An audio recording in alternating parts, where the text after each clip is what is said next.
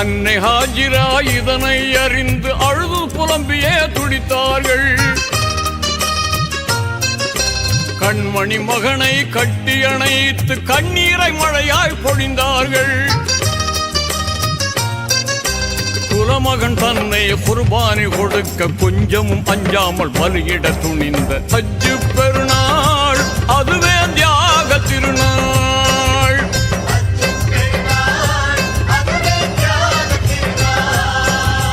ஹஜ்ஜு பெருநாள் வந்த சரித்திரம் கேளுங்கள். அங்கு இப்ராஹிம் நபி செய்த தியாகத்தை தெரிந்து கொள்ளுங்கள்.